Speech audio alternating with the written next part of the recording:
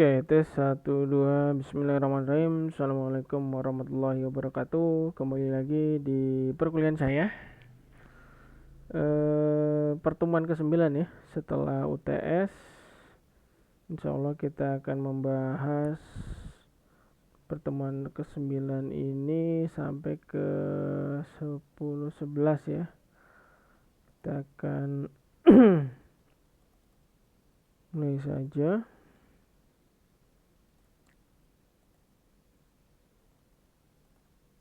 Baik, kita mulai ya.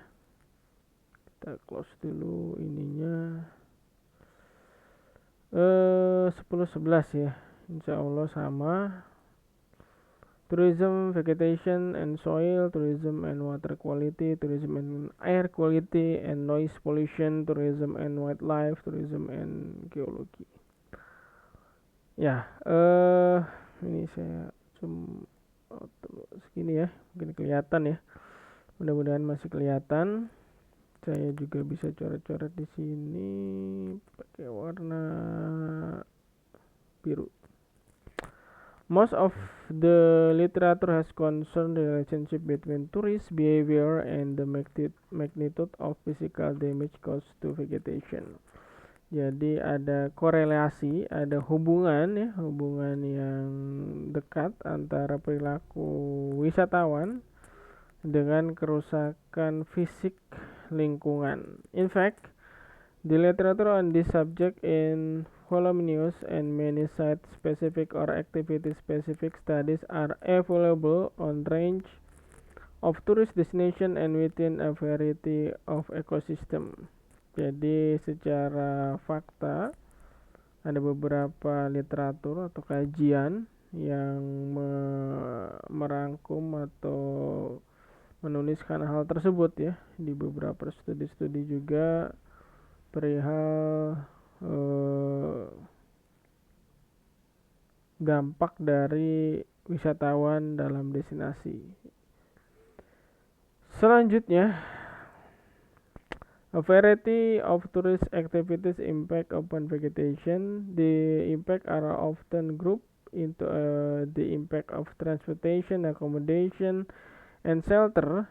And the types of tourist activity, they include the following activity, effect, and behaviors. Ya, ini jadi coba dirangkum. Ada beberapa aktivitas dari wisatawan yang berdampak terhadap lingkungan, terhadap fisik ya, lingkungan fisik di destinasi.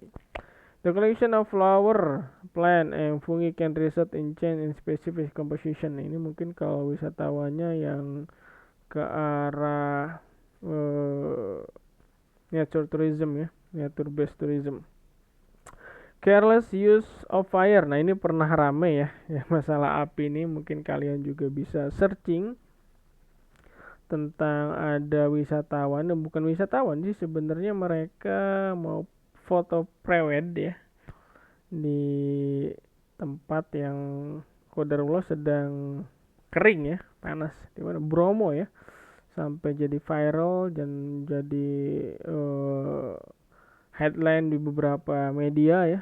Itu karena kebakaran yang terjadi akibat kegiatan yang sepatutnya sebenarnya bisa lebih bijak. Deliberate chopping of tree or tent poles and firewood. This has removed many younger trees from forests, which alter the age structure of plant community, leaving fewer trees to mature and provide shelter for the site.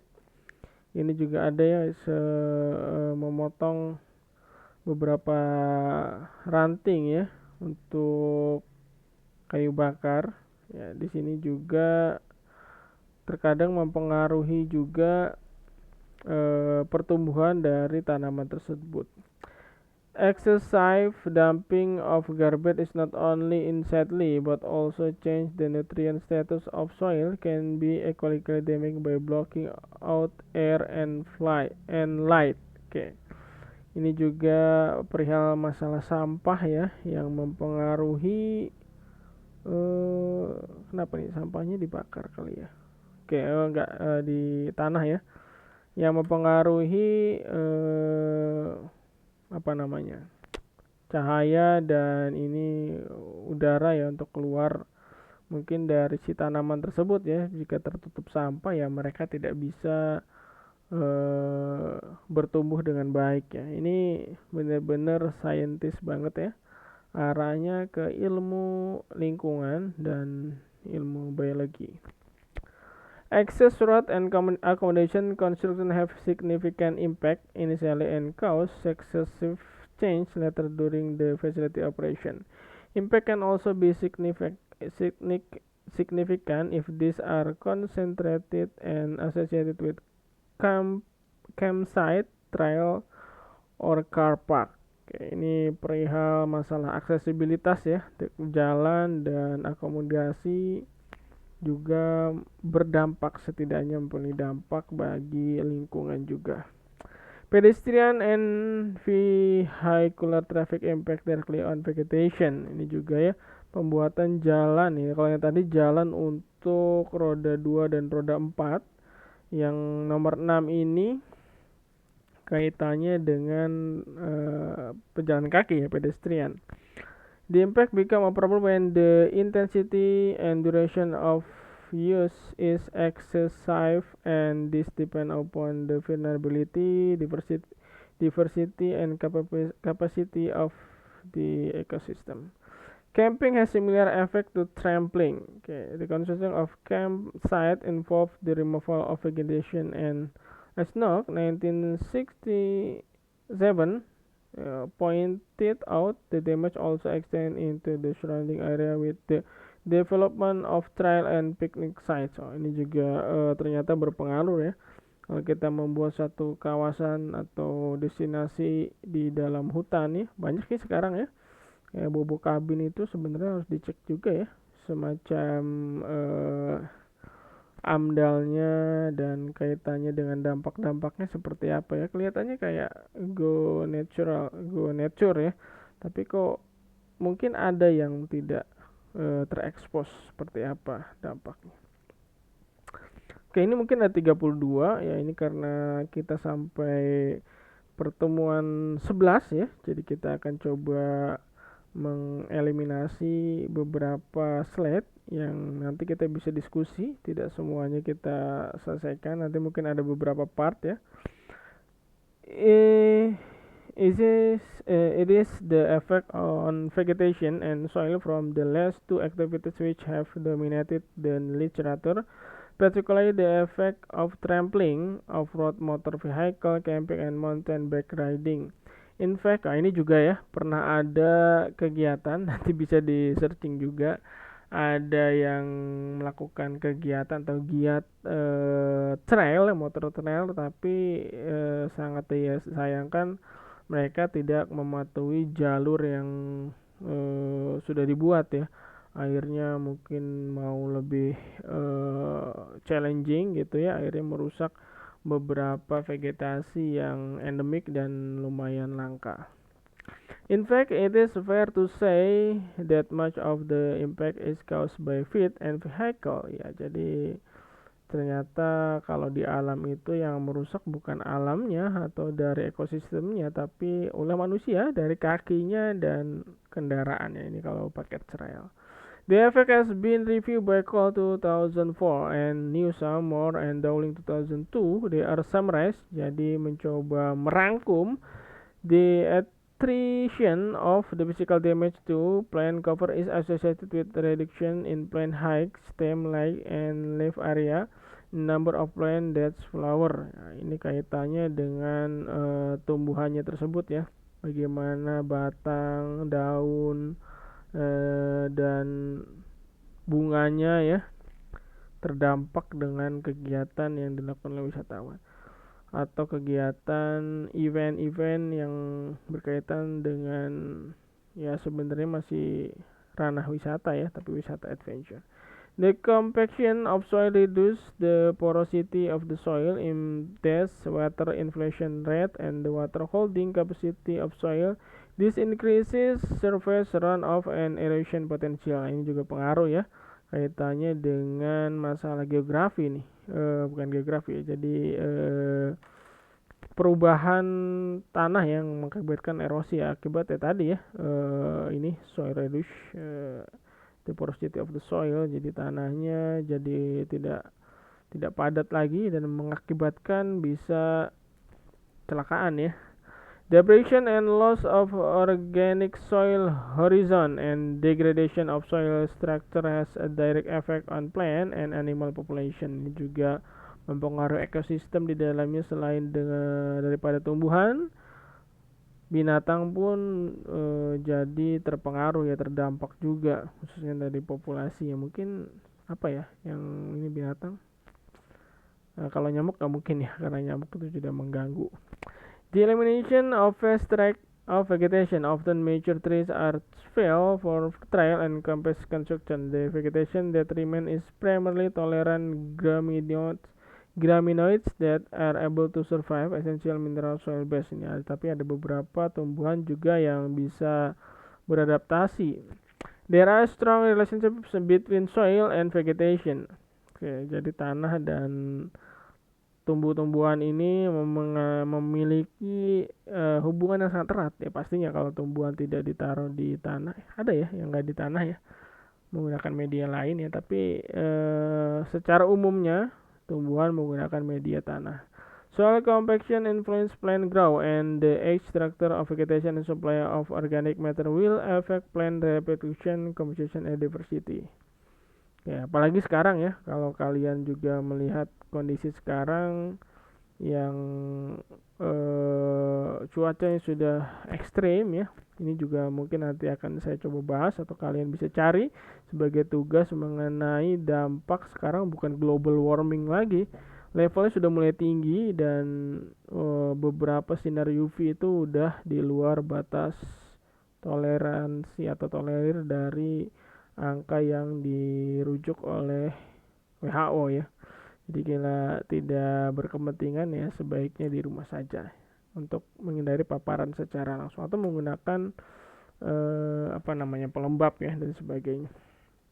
Jadi kalian bisa searching juga.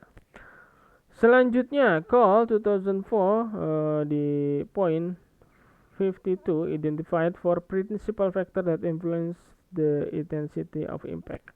Frequency of use ya, penggunaannya ya, sebenarnya ya kalau trail atau kita berjalan trekking di gunung atau di bukit ya, sebenarnya fine aja asal ada mungkin frekuensi penggunaannya. Makanya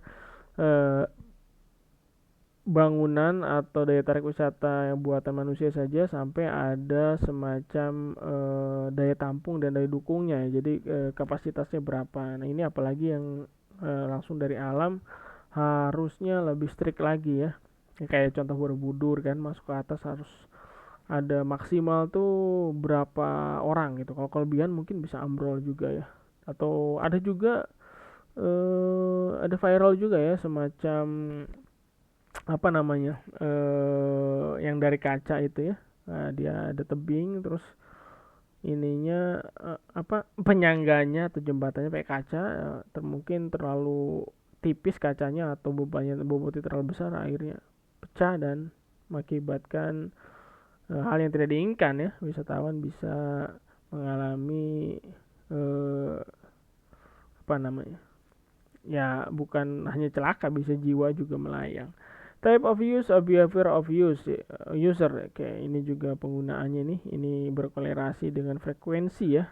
Dan penggunaannya untuk apa nih? Misalkan diloncat-loncatin gitu, ada anak iseng loncat-loncat atau sebagainya. Atau biasanya nggak boleh pakai mungkin sepatu pantofel gitu ya. Ada aturannya tapi dilanggar juga berpengaruh. Season of use. Oke, kita sampai slide ke 10 saja ya. Nanti mungkin sisa slide-nya buat nanti pertemuan 10 dan ke 11. Season of use. Ya, ini jadi bulanan ya. Ini frekuensinya ya. Type of use and behavior of user ya, seperti apa. Ya mungkin ada juga, saya tadi belum sempat ini ya, tapi nanti mungkin kita akan share di lain waktu. Ada juga Cina sudah membuat jembatan tanpa tiang katanya. Ya mungkin mereka bisa diterapkan di sana ya, tapi kalau di Indonesia ya jembatan tanpa tiang terus harus ngantri satu-satu kan budaya kita belum sampai semudah itu, harus perlu edukasi dan sosialisasi. Yang keempat, environmental characteristic and condition of the area. Jadi ini juga harus kita lihat kondisi prinsipnya ya. Ini prinsip faktor that influence the intensity of impact ya. Environmental character. Jadi ini daya tampung dan daya dukung sebenarnya. Coba di breakdown menjadi 4 poin ini. Karakter lingkungannya seperti apa? Mungkin lingkungan di sana ya itu mungkin ada yang mudah terbakar, ada yang tidak mudah terbakar, jadi harus disesuaikan dengan kondisi area tersebut ya. Penggunaan kendaraan ya, jadi ada kalau yang memang kayak saya pernah dapat ada project di sekarang sudah rame sih ya, Geopark tuh ya dulu seharusnya tidak perlu dipoles jalannya biar seperti itu karena yang kesana itu niche tourism ya, jadi wisatawan khusus, jangan untuk mass tourism karena lingkupnya berbeda. Selanjutnya tourism and water quality, ini juga penting ya. Tengi 1977 point 336 note that disease such as cholera, typhoid, viral hepatitis, dysentery can be transmitted through contaminated seafood. Nah, ini penting ya bagi wisatawan yang senang seafood, yang senang ke tempat pantai, pesisir pantai harus lebih hati-hati lagi. Water pollution is now reaching crisis proportion in number of the older tourist resort. Given the seriousness of the situation, it's surprising that more research has not been undertaken to establish quantitative cause effect relationship between tourist activity and water quality. Oke, jadi ini juga risetnya tidak melulu harus kuantitatif ya, harusnya yang mixed method karena bagaimana biar lebih tahu secara mendalam wisatawan itu seperti apa sih kok mereka tidak bisa beradaptasi dan coba membangun bersama untuk keberlanjutan, khususnya ini masalah air karena sangat penting. Ya ini dari 1977 ya, sekarang juga mungkin udah ini bakteri-bakteri yang sudah familiar ya kalau di kedokteran, kolera, tifoid, hepatitis ini ternyata penularannya dari air, makanya kita juga harus lebih selektif lagi untuk mempergunakan air. Selanjutnya, the major effect of water quality identified by Wall and Wright 1977 and Lidl 1997. Patogen ya, patogen itu semacam ya binatang binatang kecil ya, patogen yang mengakibatkan penyakit ya, are introduced into the aquatic environment in raw or inadequately treated sewage. Nah, dari sampah ya biasanya. The release sewage onto beach, lakes, river and often mentioned in the literature on environmental impact.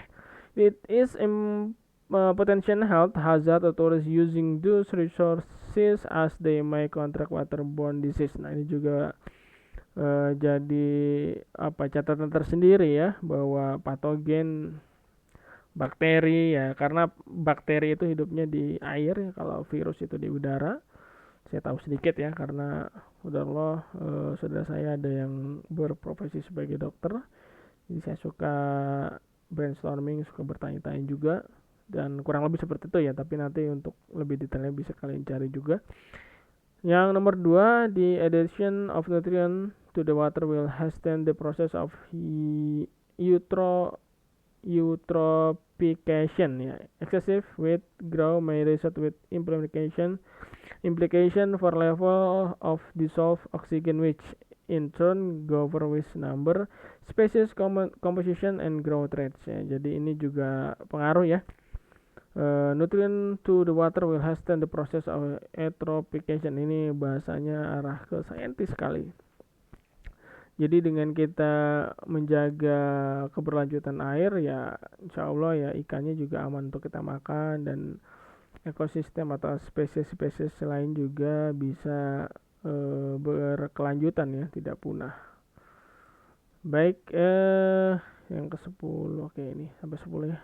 Oke, ini mungkin nanti ya untuk udaranya. Kita bahas dulu yang ini ya. The major effect of water quality identified by WAL ya. Ini masih di yang tadi. Ini sampai poin kelima.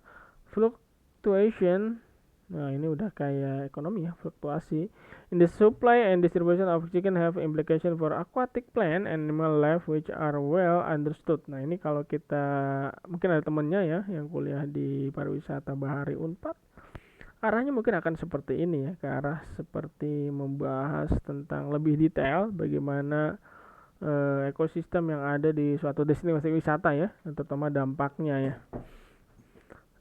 The presence of increasing quantities of oil from recreational vehicle and oil spill from tanker and cruise ship in Drusut Harbor have had detrimental effect on oxygen supply and have reduced the certification of tourist swimming in this water. Nah, ini juga harus jadi catatan penting ya. Ternyata ada beberapa pantai itu ya sebenarnya nggak hanya untuk di berenang di sana ya, karena ada beberapa kontaminasi dari ya mungkin ada yang kapal nelayan gitu ya, terus bocor ya, mereka kurang sosialisasi bagaimana cara agar menjaga kualitas air itu baik untuk wisatawan dan mereka juga ya untuk menangkap ikan ya. Yang keempat, oil and fuel combustion product from recreational vehicle can increase level of toxicity ya in lakes and river and resort. Nah, jadi kan pertemuan antara air laut dan air asin itu ada ya, di Al-Quran juga ada ya. Itu juga jika laut tercemar otomatis juga akan berdampak ke hulu sungai ya, ke danau, hulu sungai kalau yang nyambung ke lautan ya. Effect to aquatic plant and wildlife. The lead and ethylene compound which are used in fuel accumulate in the bottom sediment and become toxic to some life form, including fish, invertebrate, unburned oil deposit, and slick on aquatic plant. Plankton, algae interfere with plant respiration and inhibit algae grow. Nah, ini juga algae itu semacam tanaman ya, tanaman laut, atau kita bisa sebut dengan masih saudaranya sama ini ya, algae tuh apa sih namanya, rumput laut ya teman-temannya ya. Ultimately affecting the food chain of fish and other aquatic organism ya, ini juga penting ya ternyata. Ini makanya saya underline ya, saya warna hitam. Ini dari bukunya Hammett and Cole ya, dari risetnya mereka juga 1998, dan Moses and Artington 19 sama ya, di tahun yang sama. The effect of detergent and the trace element from the composition of tins and bottle are also to be harmful, but their consequences have yet to be fully researched. Ini juga ada ya efek dari deterjen dan benda-benda lain ya yang mempengaruhi ya. Ini ada botol juga ya. Mungkin kalian juga bisa lihat ada namanya apa ya, yang anak-anak muda itu saya lupa namanya, yang mereka membuat satu viral terus ya, viral untuk ngebersihin lautan ya, dulu di pantai Cirebon, terus pantai mana lagi ya, ngebersihin. Tapi ya nggak tahu, tapi kalau cuman seremoni saja tidak ada edukasi dan sebagainya, nanti mereka kan seperti itu lagi ya. Harus viral dulu, masa harus jadi baru bersih. Baik, sekian untuk pertemuan ke-9 ya. Insya Allah bahan tayang ini untuk sampai pertemuan 11. Jadi jika ada yang ditanyakan yang kurang dimengerti, bisa kita diskusi di Google Classroom atau di Telegram group. Saya akhiri dengan ucapan hamdalah, alhamdulillahirabbil alamin, subhanakallah bihamdika asyhadu an la ilaha illa anta astaghfiruka wa atubu ilaik. Wassalamualaikum warahmatullahi wabarakatuh. Terima kasih. Kita bertemu lagi di sesi selanjutnya. Terima kasih.